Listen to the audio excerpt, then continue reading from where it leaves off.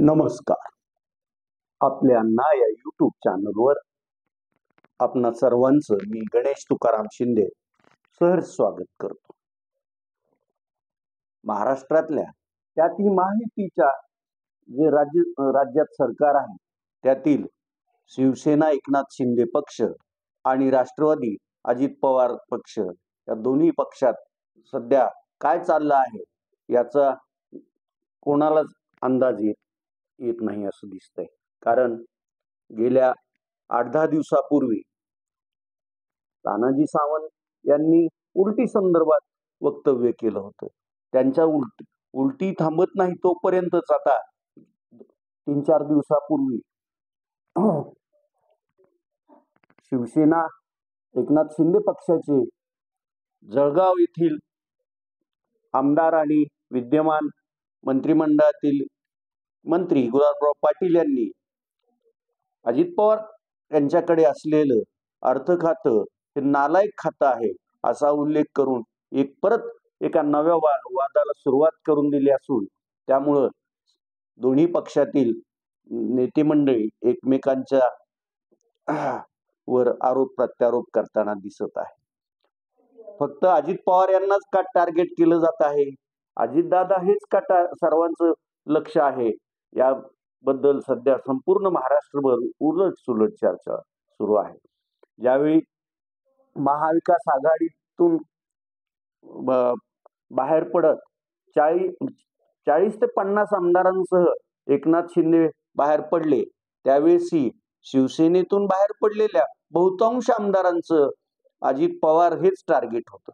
अजित पवार त्यावेळी पण अर्थमंत्री होते आणि ते आमच्या मतदारसंघात योग्य असा निधी देत नाहीत म्हणून आम्ही सरकारमधून बाहेर पडत आहोत असं त्यांनी त्यावेळेस म्हटलं होतं.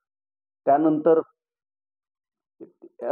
यांचा दुर्दैवाचा फेरा अगदी काही दिवसात परत सुरू झाला.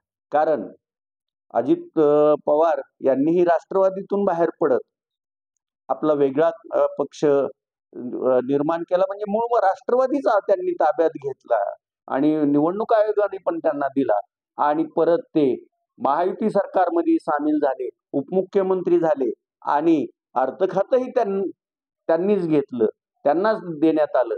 त्यामुळं हे जे पूर्वी एकनाथ शिंदे बरोबर गेलेली आमदार मंडळी होती त्यातली काही मंत्री पण झाली, त्यांच्या नशिबी परत अजितदादा पवारच आले आणि मग त्यांना परत अजून संधी भाजपनं अजित पवार यांच्यावर रुसण्याची, फुगण्याची आणि टीका करण्याची दिली.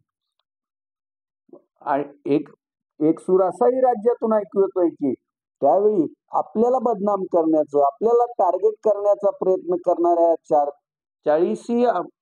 40 आमदारांना परत आपण काय आहोत ही चीज दाखवून द्यायची, यासाठी अजित पवारांनी पक्षातून बाहेर निघत महायुतीला पाठिंबा दिला आणि ती मंत्रिमंडळात आपल्या सहकार्यासह सामील होत अर्थ खातं आपल्याकडे घेतलं असावं असं लोकांचं मत पडत आहे. आता खरं खोटं काय हे गणरायात जाणो, पण मग आता अजित पवार यांना परत बदनाम करण्याचं, त्यांना टार्गेट करण्याचा प्रयत्न सुरू आहे. एकंदरीत अजित पवार यांनी महायुती सरकारमधून बाहेर पडावं अशी रणनीती आहे की काय, अशी ही एक चर्चा सुरू आहे.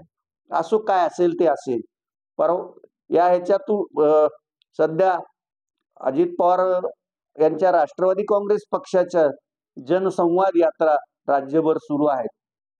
परवा गडचिरोलीत त्यांनी बोलताना आपल्या हातून घरात, कुटुंबात जी फूट पडली गेली ती चूक झाली आहे असं स्पष्ट कबूल केलं आणि धर्मराव आत्राम यांच्या कन्या ज्या की आता त्यांची साथ, आत्रामांची साथ सोडून राष्ट्रवादी शरद पवार पक्षात प्रवेश करणार अशी चर्चा सुरू आहे, त्यावेळीच त्यांनी हे विधान करत आत्रामांच्या मुलीचा प्रवेश रोखण्याचा प्रयत्न केला की खरंच मनातून आपली चूक मान्य केली, हेही आता येत्या काळात आपल्याला स्पष्ट दिसेल. इकडे प्रदूषण नियंत्रण मंडळातील मोठे मोठे अधिकारी असलेल्या दिलीप खेडकर यांच्या कन्येचे प्रताप गेल्या 1-1.5 महिन्यापासून सारखे चर्चेत 2 महिन्यापासून चर्चेत होते. पूजा खेडकर हिनं UPSC परीक्षा 2-3 नावावर दिली असाही एक आक्षेप होता. त्याचबरोबर तिची UPSC तून IAS साठी निवड झाली आणि तिला महाराष्ट्र केडर मिळालं. तिचा पर्यवेक्षण कार्यकाल सुरू असताना पुणे जिल्हाधिकाऱ्याला तिनं जो उत्मात आपला दाखवून दिला त्याबद्दल तिच्या विरोधात अनेक जवळपास 30 तक्रारी आल्या. तिचा अधिकार नसताना आपल्या खाजगी गाडीवर लाल दिवावर लावत होती.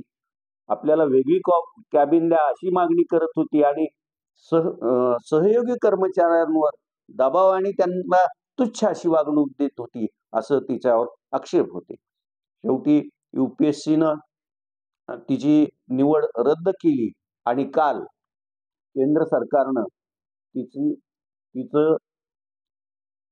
तिला बडतर्फ केल्याचं जाहीर करून टाकलं. ही माहिती PTIच्या सूत्रांनी काल दिली होती. सध्या तिच्या विरोधात UPSCनं दिल्ली येथील पोलीस ठाण्यात तक्रार दाखल केली असून या ह्याच्यात आपल्याला अटक होऊ शकते. यामुळे तिनं दिल्ली उच्च न्यायालयात अटकपूर्व जामिनासाठी अर्ज केला असून त्याची सुनावणी सध्या सुरू आहे आणि येत्या 25 सप्टेंबरला परत त्यावर सुनावणी होणार असून तोपर्यंत तिला अटकेपासून संरक्षण मिळणार आहे. मग तिचा तसा आता सर्व जो तोरा होता तो तोरा आता निघून गेला आहे. तिच्या आईला ही मध्यंतरी अटक झाली होती. वडिलांवर पण गुन्हा दाखल आहे. त्यामुळं आपण काय करायला गेलो आणि काय झालं हे आता तिला समजलं असेल. आज तुर्तास एवढंच. धन्यवाद.